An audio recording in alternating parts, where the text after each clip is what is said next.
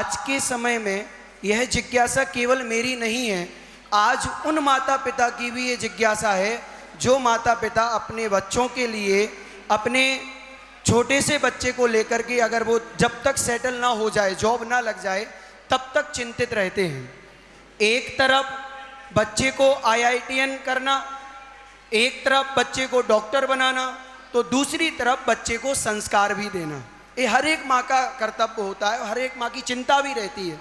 लेकिन वर्तमान में जहाँ पर भाषा को लेकर के इतनी कठिनाई हो रही है कि आज वर्तमान में जितने भी ग्रंथ हम देखने को आते हैं, हमारे संस्कृत में है, प्राकृत में है, अब अंग्रेजी पढ़ने वाला विद्यार्थी क्या संस्कृत के ग्रंथ कैसे पढ़े, इस विषय पर भी आप हमारी जिज्ञासा का समाधान करें। जो नमोकार मंत्र पढ़ता है और जानता है उसे प्राकृत आती है, और जो भक्तांबर पढ़ता है उसे संस्कृत आती है।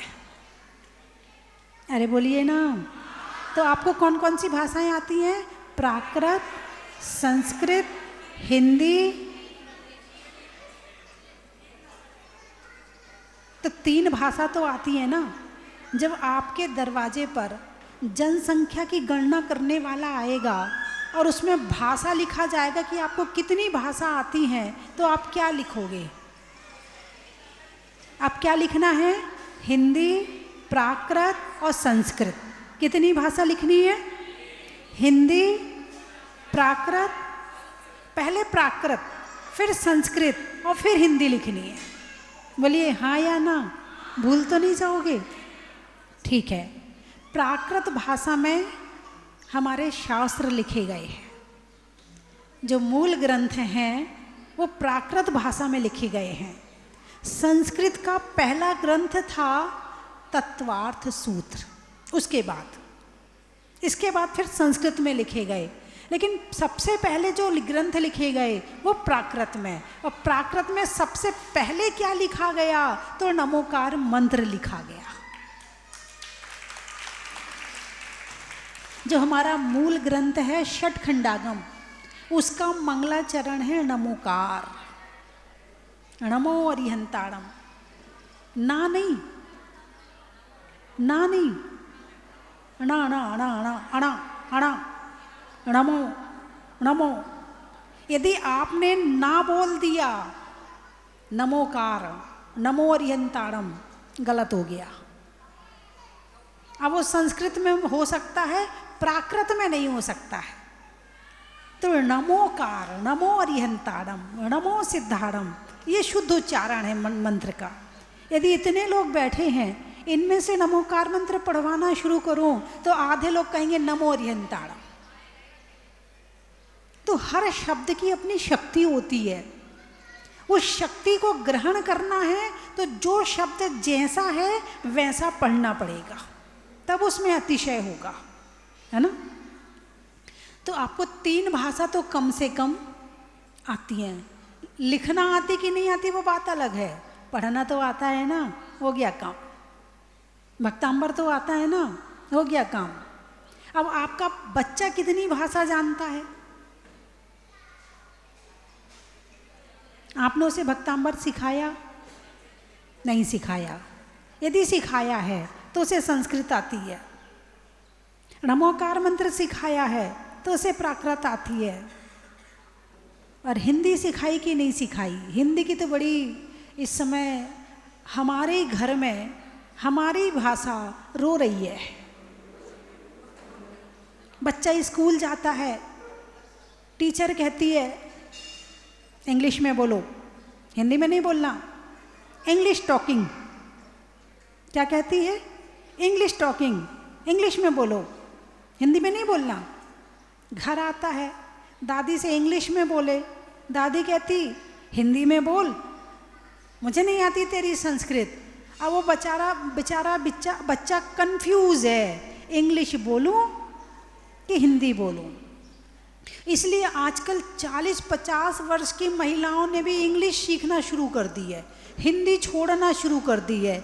जिनने बचपन से हिंदी बोली है, आज वो इंग्लिश के चक्कर में, ये भी एक चक्कर है इंग्लिश। एप्पल लाओ एप्पल।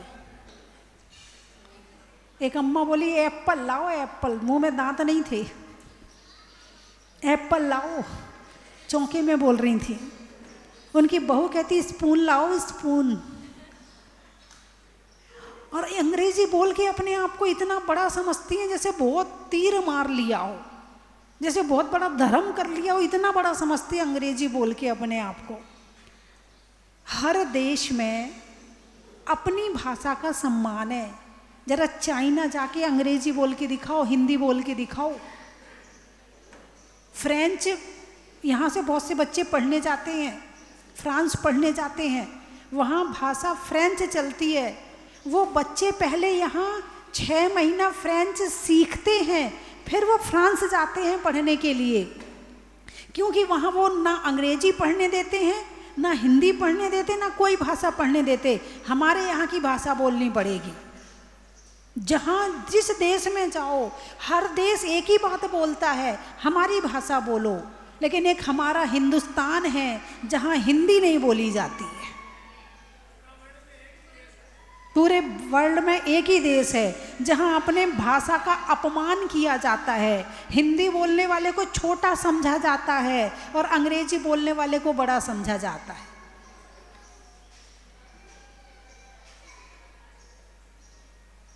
बंधुओं, मैं ये नहीं कह रही कि अंग्रेजी गलत है, चलो सीख लो, भाषा है सीख लो, कोई दिक्कत नहीं है। लेकिन हिंदी का अपमान मत करो, हिंदी को छोटा मत समझो। हिंदी और संस्कृत में हमारे शास्त्र लिखे गए हैं। यदि तुमने हिंदी छोड़ दी तो हमारे आचार्यों की वाणी को कैसे पढ़ोगे? हमारे प्राचीन तपस्वी आचार्यों के वाणी को कैसे समझोगे? उसे समझने के लिए हिंदी चाहिए, संस्कृत चाहिए। हिंदी और संस्कृत फिर भी एक सी है, क्योंकि शब्द उसी आकार में लिखे जाते हैं, इसलिए ज़्यादा दिक्कत नहीं होती है। बंधुओं, एक बच्चा स्कूल से आया, पिताजी ने पूछा, बेटे आजकल स्कूल में क्या चल रहा है? डैडी रामायण चल रही है, रामायण। अच्छा, तुझे कुछ समझ में आई? हाँ डैडी समझ में आई। क्या समझ में आई? बोले एक दशरथ नाम के किंग थे, उनकी 3 क्वींस थी, जिनमें से एक के सन का नाम राम था। उन्होंने जनक की वार्निंग सुन के शिवजी का धनुष ब्रेक कर दिया। इस कारण उनकी एंगेजमेंट सीता जी के साथ हो गई। फिर वो पिकनिक मनाने फॉरेस्ट में गए। वहाँ रावण ने 420 करके उनकी वाइफ का किडनैप कर लिया। तो ना राम जी को टेंशन हो गई, तो उन्होंने रावण का मर्डर कर दिया।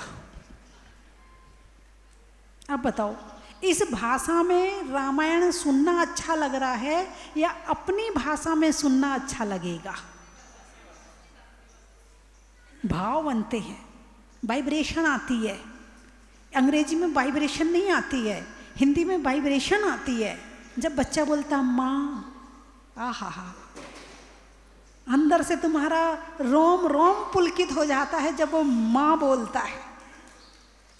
और मदर, फादर, मॉम, हाँ अब तो सब शॉर्टकट हो गया, मॉम, पॉप, डैड। डैड का मतलब समझते हो? डैड किसको कहते हैं? हैं? जिंदे को मार दिया। हिंदी बोलो, कोई दिक्कत नहीं, कोई शर्म की बात नहीं है। अपने घर में अपनी भाषा बोलने में शर्म आए तो वो तुम उस देश के निवासी नहीं हो, फिर तो तुम विदेशी हो। अंग्रेज चले गए, अंग्रेजी छोड़ गए हैं।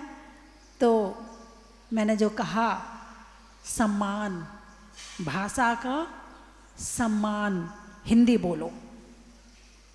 और अच्छी बात है संस्कृत बोलो, और अच्छी बात है प्राकृत बोलो। और आजकल तो बहुत सारे जो जगह क्लासें भी चल रही हैं, प्राकृत की क्लासें भी चल रही हैं, संस्कृत की क्लासें भी चल रही हैं, बहुत अच्छे पाठ्यक्रम भी चल रहे हैं, आप पढ़ो उनको। अंग्रेजी बोल बोल के जितने अंग्रेजी बोलने वाले ना आधे से ज़्यादा डिप्रेशन में हैं। बोलिए हाँ या ना, चाहे तुम्हारा बेटा हो चाहे तुम्हारी बेटी हो, आधे से ज़्यादा डिप्रेशन में ये अंग्रेजी बोलने वाले। क्योंकि अंग्रेजी में जो शब्द हैं उनमें ज़्यादा से ज़्यादा शब्द गरम है, हॉट है, गरम है, हॉट, समझ गए?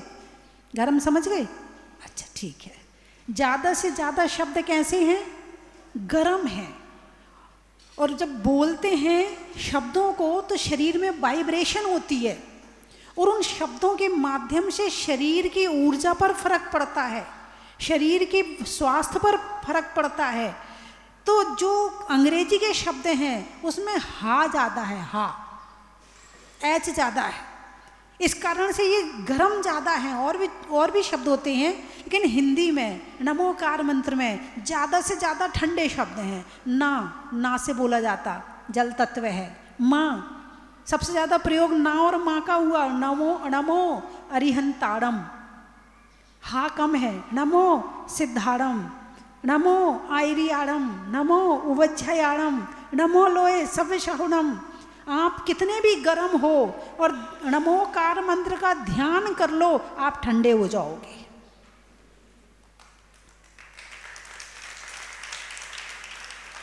ज़्यादा से ज़्यादा शब्द हमारे यहाँ ठंडे हैं। और कहते ना कितना मसाला, कितनी मिर्ची, कितना नमक, कितनी धनिया सब्जी में होनी चाहिए, ऐसे ही शब्द होते हैं। शब्दों में गर्म भी होते हैं, ठंडे भी होते हैं, रुक्ष भी होते हैं, हल्के भी होते हैं, भारी भी होते हैं। अभी आपको सुबह सुबह योगा करवाया जाता ना, योगा में कहते ना हट हट हट करवा रहे ना। जब आपके यहाँ गाय आ जाए, बैठे भैया जी बैठे हैं, गाय आ जाए तो आप भगाओगे कैसे? तो क्या कहते हो? हट हट। अब ये अग्नि है, हा में अग्नि है, टा में अग्नि है। जैसे ही आप हट बोलते हो तो रात भर में जितनी ऊर्जा कम हो गई है वो नॉर्मल हो जाती है। वो क्या हो जाती है? नॉर्मल हो जाती है। मंत्रों में फट फट फट बोलने से वो ऊर्जा जो निकली उससे जो यहाँ नेगेटिव वाइब्रेशन थी वो चली गई। लेकिन 24 घंटे हट और फट करते रहो तो तुम ही हट फट हो जाओगे। कितना प्रयोग करना है, हा का, फा का, टा का।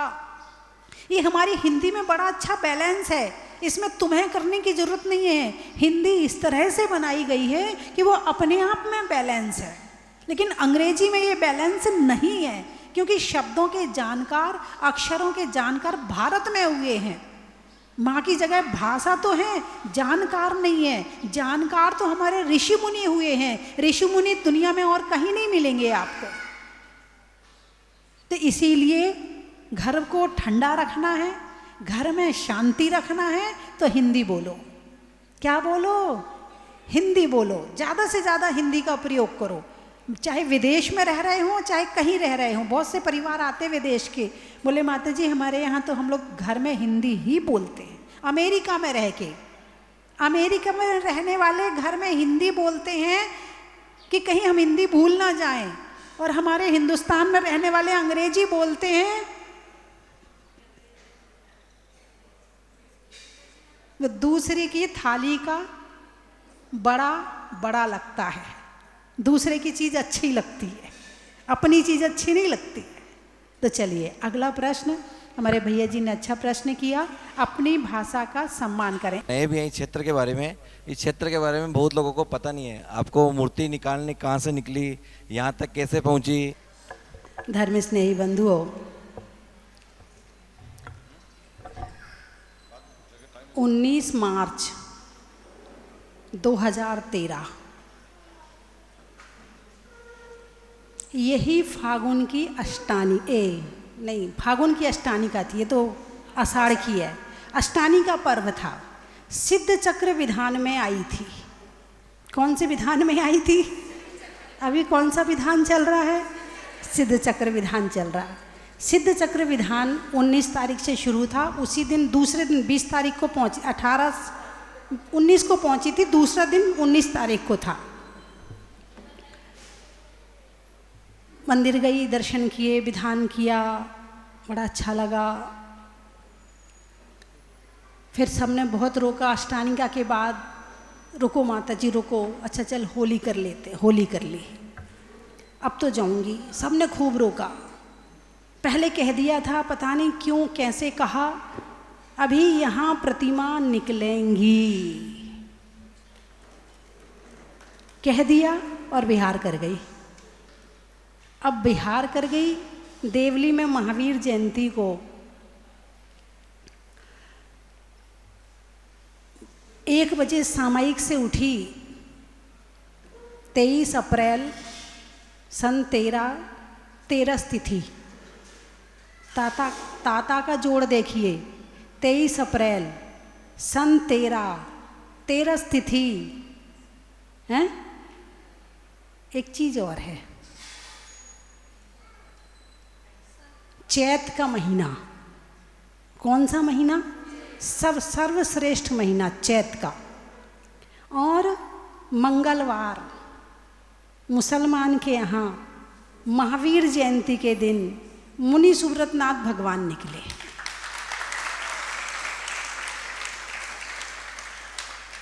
माँ और ता, कितनी चीजें हो गई? माँ और ता। किसको बुलाया? किसको बुलाया? माता जी को बुलाया। तो जब 1 बजे मैं सामयिक से उठी तो दीदी के पास फ़ोन पहुंचा कि जहाजपुर में प्रतिमाएं निकल रही हैं।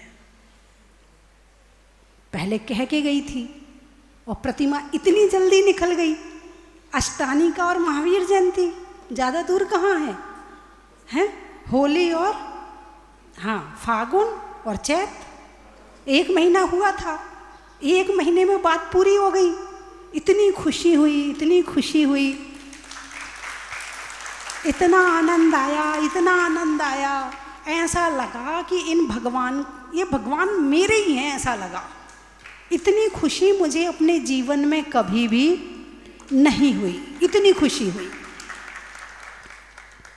रोम रोम पुलकित हो रहा था। ऐसा लग रहा था जैसे पता नहीं मुझे क्या हो रहा। मैं कहते ना फूल ही नहीं समा रही, और मैं उस दिन मैं फूल ही नहीं समा रही थी। भगवान निकले। दूसरे दिन अखबार में फोटो आया, देखा तो एक व्यक्ति भगवान के ऊपर हाथ रख के बाजू में खड़ा है। तो साइज का पता चल गया कि भगवान की साइज क्या है। करीब 4 फीट के हैं भगवान, है ना, 41 इंच के हैं। 23 अप्रैल को भगवान निकले। उसके बाद मैंने वहाँ से बसें वगैरह भेजी। मैंने कहा जाओ भगवान के दर्शन करो। लेकिन ये भाव नहीं आए कि मैं आऊँ, नहीं, ये भाव नहीं आए। मुझे आगे जाना था। त्रिलोक तीर्थ में पंचकल्याणक थे, तो उस हिसाब से मुझे आगे जाना था। 26 तारीख को 25 तारीख को ये लोग मेरे पास पहुँचे, बोले माता जी चलो। तो मैंने कहा नहीं नहीं, मैं अभी नहीं जाऊंगी, मुझे आगे जाना है। इनको वापस भेज दिया। ये 27 को फिर पहुंच गए। बोले माता जी चलो, प्रशासन प्रतिमाएं ले जा रहा है। तो मैंने सोचा प्रशासन प्रतिमाएं ले जा रहा है तो मैं जाके क्या करूंगी। तो वैसे ही कह दिया इनको टालने के लिए। मैंने कहा एक प्रतिमा भी मंदिर में रह गई ना तो मैं आ जाऊंगी। और मुझे पता था प्रतिमा सारी प्रशासन ले जाएगा तो छोड़ेगा क्यों, ये सोच के मैंने कह दिया। ये तीसरे दिन फिर पहुंच गए, जबकि तीसरे दिन मुझे वहाँ से बिहार करना था दोपहर को 4 बजे। तो 2-3 शर्त मैंने रखी थी, यदि ऐसा हो जाएगा तो मैं आऊँगी, ऐसा हो जाएगा तो मैं आऊँगी। वो सारी शर्तें पूरी हो गई। अब मुझे नहीं पता कि पूरी हो गई। मैं तो मंच पे जाके बैठ गई। बिहार करवाने वाले आ गए हैं, पाठ चल रहा था भक्तांबर का। इतने में यहाँ वाले पहुँचे, बोले माता जी आपने कहा था यदि एक भगवान भी मंदिर में रह जाएंगे तो आप चलोगी। एक भगवान मंदिर में रह गए प्रशासन ले जा नहीं पाया।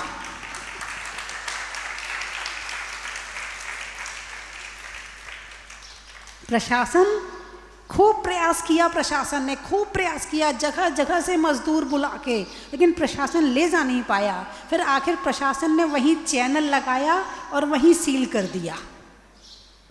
अब मैं सोचूं इधर जाऊं कि इधर जाऊं, क्योंकि बिहार करने तो दूसरे साइड में बैठी हूँ और ये लोग बुला रहे हैं। फिर देवली वाले बोले माता जी एक बार आप जाओ। फिर मेरे मन में भी आया कि प्रशासन प्रतिमाएं ले जा रहा है और मैं भगवान को छोड़कर अपने आप इधर भाग रही हूँ। फिर मेरे मन में आया तो फिर मैं वापस आई। फिर भी आई तो मैं 4-5 दिन के लिए थी, 4-5 दिन के लिए आई थी कि 4-5 दिन देखूंगी, यदि प्रशासन देता है तो ठीक है और नहीं तो बिहार कर जाऊंगी।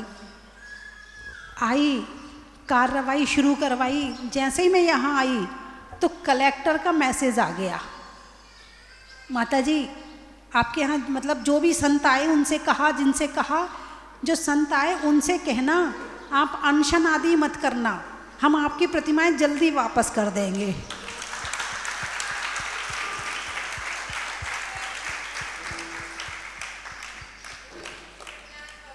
फटाफट भीलवाड़ा से कार्रवाई हुई, जयपुर में पुरातत्व में रजिस्ट्रेशन हुआ और श्रुत पंचमी के दिन प्रतिमाएं हमें वापस मिल गईं। निकली कौन से दिन थी? महावीर जयंती। वापस कौन से दिन मिली? श्रुत पंचमी। किसने मुहूर्त निकाला? चमत्कारी प्रतिमाओं का मुहूर्त हम नहीं निकालते हैं, वो उनका ही चमत्कार करवाता है। अब सोचा बिहार करूं, 3 दिन का प्रोग्राम करवा दिया, महामस्तकाभिषेक का कार्यक्रम करवा दिया। भगवान उस मंदिर में, शांतिनाथ जिनालय में भगवान के 4 रंग की फ़ोटो लगी हुई हैं, आप देखना। एक में मिट्टी में है भगवान, तो जब मैं यहाँ आई थी तो भगवान मिट्टी में थे, बिल्कुल पूरी मिट्टी दिख रही थी, भगवान नज़र, स्वरूप नज़र नहीं आ रहा था।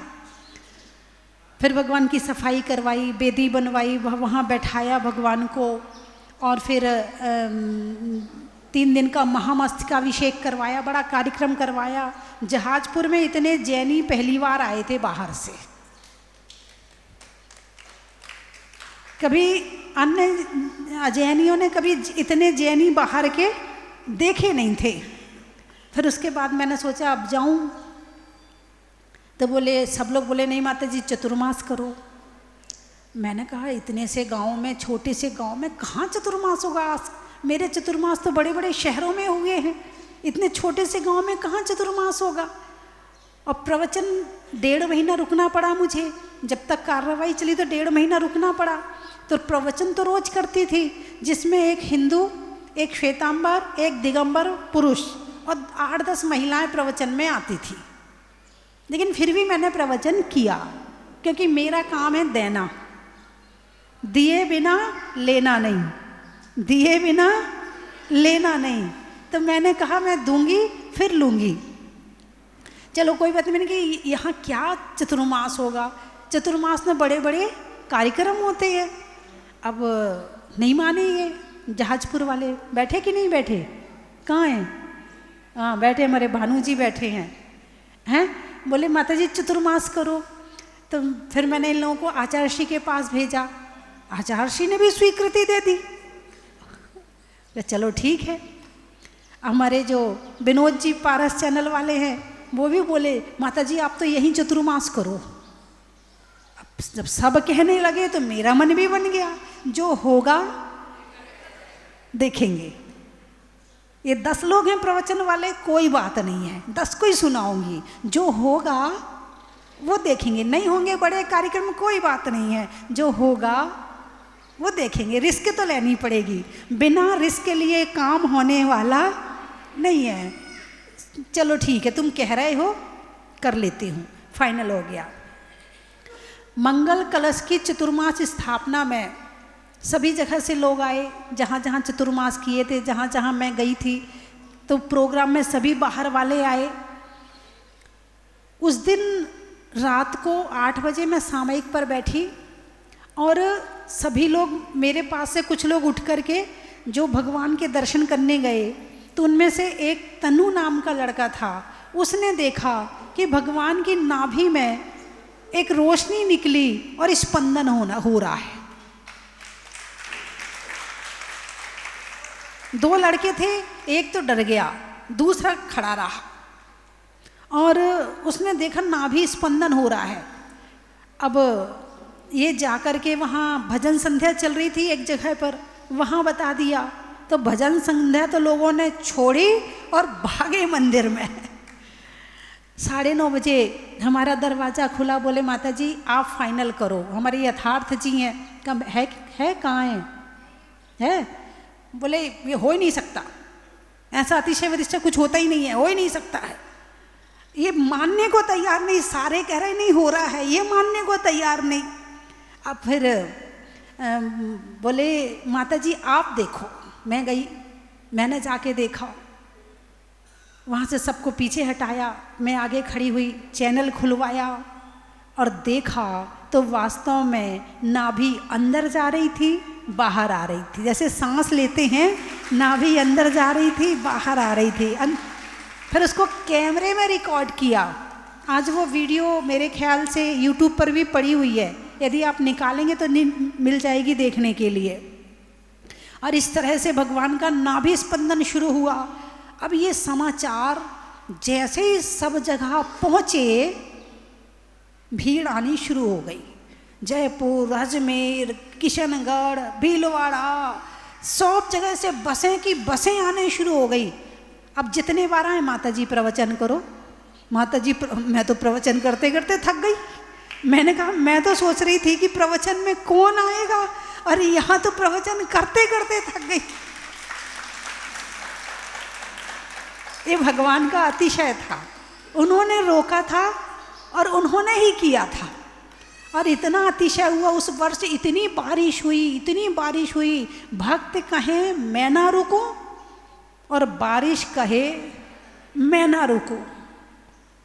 फिर तो ऐसा अतिशय हुआ, भगवान का रंग परिवर्तन हुआ। भगवान जब निकले थे तब नीले रंग के थे, फिर मंदिर में आए तो स्लेटी कलर के हो गए, हरे कलर के हो गए। फिर जब भगवान को साफ किया तो भगवान स्लेटी कलर के हो गए, और जब भगवान का मस्तकाभिषेक किया तो भगवान काले रंग के हो गए। और ऐसे अतिशय सुन सुन के, क्योंकि मोबाइल का ज़माना है, बहुत जल्दी फैल गया। और उसके बाद फिर तो जो भक्तों का आना शुरू हुआ, तो जो भक्त आए और भक्तों ने फिर भगवान का ये मंदिर बनवाया, ये तीर्थ बनवाया। ये अतिशय तो थे भगवान के, लेकिन बहुत सारे अतिशय लोगों के साथ में हुए, वहीं से शुरू हो गए थे। लोगों के साथ में हुए, जो बोल दें वो हो जाए, जो बोल दें वो हो जाए, इतने अतिशय होने लगे। अब भगवान को बाहर निकालना जरूरी हो गया। गलियां हैं पतली पतली, मंदिर है छोटा सा, भीड़ समाती नहीं है, क्या करें। अब भगवान को बाहर लाना जरूरी हो गया। पहले छोटी ज़मीन खरीदी थी, आचार्य श्री का आदेश आया बड़ी ज़मीन खरीदो, फिर ये वाली ज़मीन खरीदी। मैं सोचूं इतनी बड़ी ज़मीन में कितना बनाना पड़ेगा। हाँ, पहली बार तो यही विचार आया था कि इतनी बड़ी ज़मीन में कितना बनाना पड़ेगा, इतनी बड़ी ज़मीन की ज़रूरत कहाँ है, और छोटा सा मंदिर बनाओ और अपने चलो यहाँ से। मुझे तो बिहार करने की लग रही थी कि चलो यहाँ से। तो मेरे जितने पुराने भक्त थे, वो जो भक्तों के द्वारा राशि आ सकती थी, तो मैंने सोचा भाई इतना बहुत हो जाएगा। लेकिन अब फिर भी कोई बात नहीं, चलो ज़मीन खरीद ली है तो बनाएंगे। अब जैसे ही भगवान यहाँ आए, भक्तों की संख्या और बढ़ गई। आज कौन सी जुलाई है? 6 जुलाई। 26 जुलाई की बात बताऊँ आपको, भगवान यहाँ 18 जून को आए थे। कब आए थे? 18 जून को। जून समझते हो ना, तीव्र गर्मी, लू वाला मौसम। मतलब जब हम भगवान यहाँ आए थे तो एक कमरा था भगवान के लिए, 2 कमरे थे, एक में सामान आदि रखते थे, एक में चौका लगता था। अब मैं कहाँ रहूं? तो एक सीमेंट की गोदाम थी, सीमेंट की गोदाम में एक तरफ सीमेंट रहती थी, 6 महीना सीमेंट की गोदाम में रही हूं। आप यहाँ आए हैं, यहाँ जगह ना मिले और आपसे कहा जाए ये सीमेंट की गोदाम में थोड़ी सी जगह है, आप यहाँ रुक जाओ, रुकोगे? चलो बिना एसी कमरा ले लो, वो भी नहीं चलेगा। मैं यहाँ 6 महीने सीमेंट की गोदाम में रही, दिन भर बरामदे में बैठी रहती थी और रात को कमरे में जाके सो जाती थी। पूरा दिन बरामदे में काटती थी और शुरू के 7 दिन तो बाहर सोई हूँ बरामदे में। रात को लू चलती थी, नींद नहीं आती थी। और यहाँ पर इतना सा था, चारों तरफ खुला, चारों तरफ जंगल, ना बाउंड्री वॉल, ना कुछ नहीं। फिर हमारे सुरक्षा के लिए हमारे गांव वाले 5-5 लड़के, 8-8 लड़के, 10-10 लड़के रोज यहाँ आकर के सोते थे, रोज यहाँ आकर के सोते थे। फिर धीरे धीरे करके बाउंड्री वॉल बनवाई है ना, और कमरे बनवाए, फिर उन कमरों में एसी आदि लगवा दिया। धीरे धीरे धीरे करके फिर और भीड़ आने लगी तो टीन सेट के कमरे बनवा दिए, फिर और भीड़ आने लगी तो और बिल्डिंग बनवा दी, फिर और भीड़ आई तो और बनवा दी, और आई तो और बनवा दी। अब जितना बनाया वो भी कम पड़ रहा है। 18 जून 2014 को जब आप भगवान को यहाँ लेकर आए, माता जी ने बहुत कुछ बताया, लेकिन वास्तव में जो चीज बतानी थी, क्योंकि बड़े बड़ाई ना करें, बड़े न बोले बोल, और रईमन हीरा कब कहे लाख हमारो मोल। जो माता जी ने नहीं बताया, जो बतानी थी, वो मैं आपको बताता हूँ। हम लोग कोटा से कुछ लोग उस दिन आए थे, हमको भगवान की प्रतिमा को यहाँ लाना था। कहाँ लाना था? जहाँ पे आप अभी बैठे हैं, स्वस्तिधाम अतिशय क्षेत्र में। मैं माता जी के पास गया, मैंने कहा माता जी भगवान नहीं उठ रहे हमसे, हम क्या करें? माता जी सामने वाले घर में विराजमान थे। मैंने कहा भगवान हिल भी नहीं रहे माता जी, हम क्या करें? माता जी ने 5 सेकंड का समय लिया, बोला तू जा। अब ये तो मैं समझा नहीं कि तू जा, फिर माता जी माला फेरने लग गई, तू जा, ठीक है। यकीन मानिए बंधुओं, केवल 5 लोगों ने इतनी विशाल प्रतिमा को फिर से उसी वक्त उठा लिया और टेम्पो ट्रक में विराजमान कर दिया। राजपुर से कुछ लोग पाशा बिहार में आए थे, पाशा बिहार सोसाइटी में, तो उन्होंने बोला था कि आप 100 गुल्लक दे के गए थे, 100 रुपये उस गुल्लक में डालना। तो मैंने वो शुरुआत की थी हर शनिवार को 100 रुपये गुल्लक में डालने की। तो 2015, 16 और 17 मैंने 100 रुपये शनिवार को, हर शनिवार को चालीसा पढ़ के उस गुल्लक में डालती थी। और 2017 में माताजी मेरा अपना मकान बन गया। लेकिन मेरी एक इच्छा थी कि मैं जब भी वो पैसे लेके जाऊं, खुद लेके जाऊं भगवान के यहाँ, और मैं खुद अपने आप दान दे के आऊं। पर हमारा तो सबसे बड़ा अतिशय ये हुआ कि आज हमें जहाजपुर आने का मौका मिला। ये तो आशीष बाबू और किरण जी का हमें सानिध्य मिला, और स्वस्ति भूषण माता जी को आज इतने करीब से देखने का मौका मिला। ये हमारा सबसे बड़ा सौभाग्य रहा है। फिर मैं आपके सानिध्य में आई थी जब मैंने आपको बोला था कि माता जी मुझे हर साल यहाँ साल में एक बार आने का आशीर्वाद मिले आपसे, तो आपने मुझे आशीर्वाद दिया था। मैं साल में 2 बार, 1 बार, 3 बार, हर बार आ रही हूँ। और आज तो यहाँ आके ऐसा लग रहा है कि मुझे समझ में ही नहीं आ रहा है कि मैं स्वर्ग में हूँ या मैं वर्तमान के ऐसे माहौल में घूम रही हूँ। भगवान ने हमको यहाँ बुलाया, बाकी हमने डिसाइड कई जगह का सोचा था, पर इनकी मर्जी थी कि हम सब लोग यहाँ आए।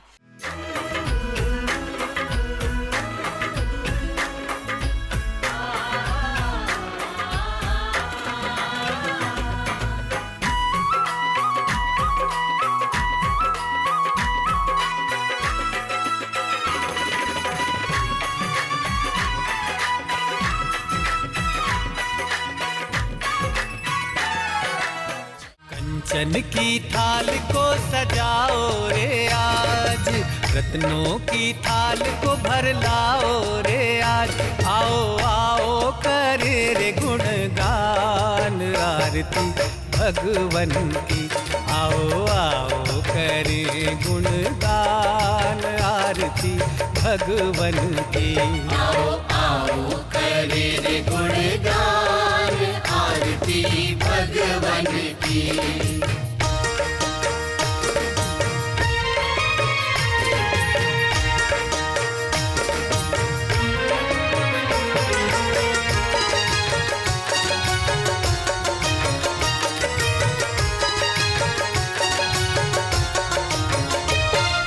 पिता सुमित्र के राज दुलारे, माँ पद्मा जी के नैनों के तारे।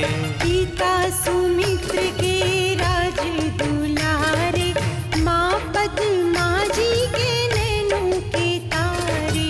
राजगृही में जन्म लियो आप, राजगृही में जन्म लियो आप। आओ आओ मनाए खुशी आज आरती भगवन की।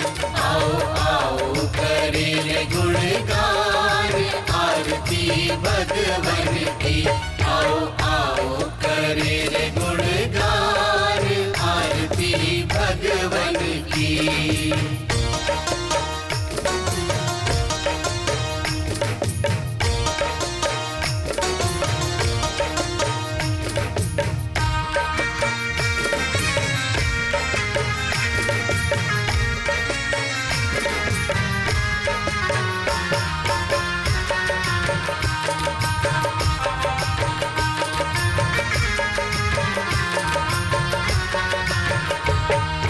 घी कपूर बाती से ज्योति को जला के, प्रभुवर के चरणों में शीश को नवा के। घी कपूर बाती से ज्योति को जला के, प्रभुवर के चरणों में शीश को नवा के। प्रभुवर की